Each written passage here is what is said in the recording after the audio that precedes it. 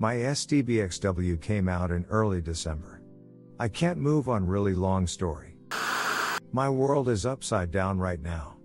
My life feels fake right now and I just want to know how to go back to living my life. So this whole scenario goes back to Thanksgiving. In my house, Thanksgiving is one of the few times a year I can just relax and take a drink.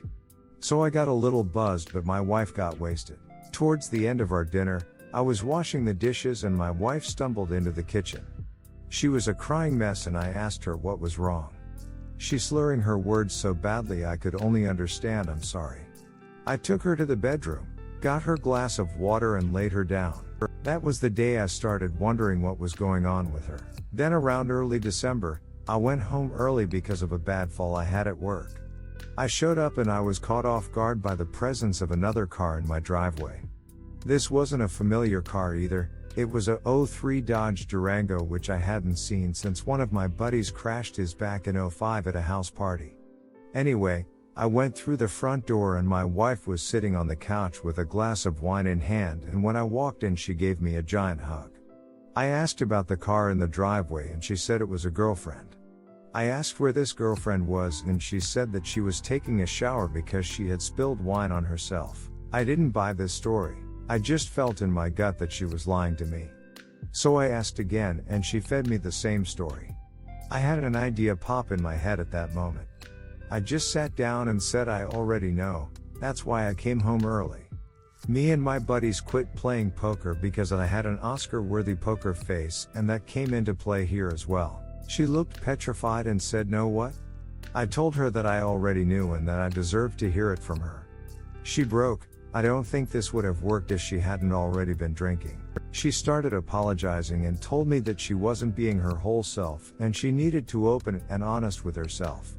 On cue, the woman she had been seeing walked out of the bathroom. The woman froze when she saw me, then sat down next to my wife and held her hand tightly. That was when it clicked for me. My poker face is good but not that good. My wife said, "I'm sorry you had to find out like this, but I can't keep pretending and wasting my life like this." Duck, duck, duck, duck. This part makes me feel like a sissy. The combination of being shell-shocked, disrespected, and sad became overwhelming and I couldn't help but shed a few tears. I refused to sob. I told the strange woman to leave my house immediately and she at first refused. I'm not an intimidating person or aggressive person, but I threw my coffee table across the living room, near my dining table. She looked scared and I, almost sociopathically, calmly told her to leave once more. She tried to again state that she wasn't going anywhere, but my wife basically pushed her out. She came back in and started apologizing and saying, "Yes, it like you're my best friend and I still love you." At this point the pain of falling off a ladder onto tile and picking a stone coffee table had taken its toll on my back. I crumpled down and laid on my ottoman. My wife came over to comfort me, but I flipped out when she touched me and she went to the bedroom.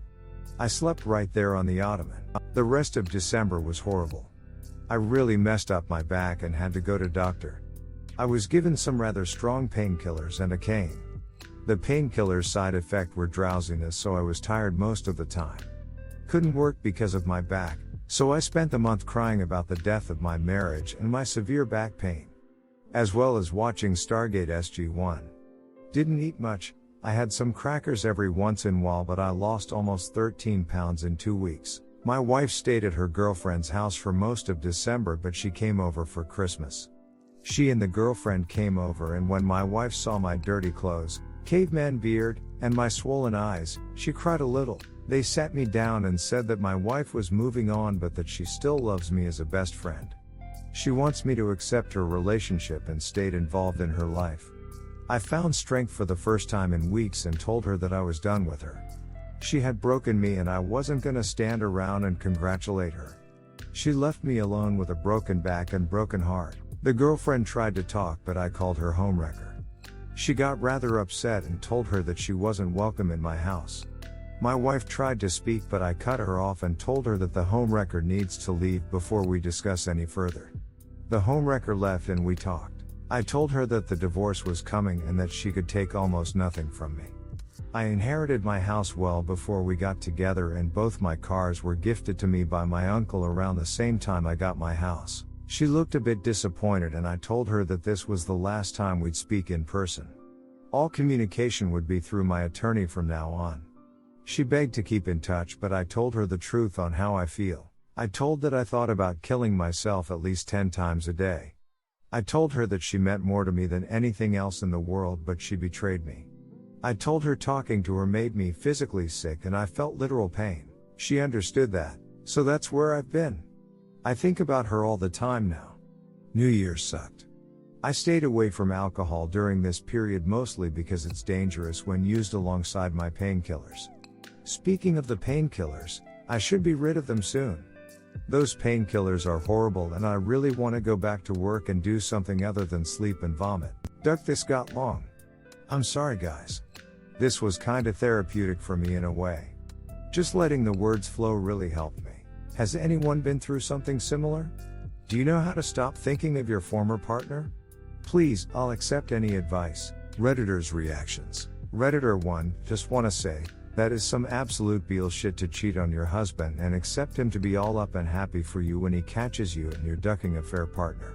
She even chose to then say she wants to stay friends and loves you. I feel for you, man. As soon as you can get off the painkillers and do your own thing, just proactively finish it all off. Get in the gym or something to take your mind off it here and there, and good luck. I'm rooting for you.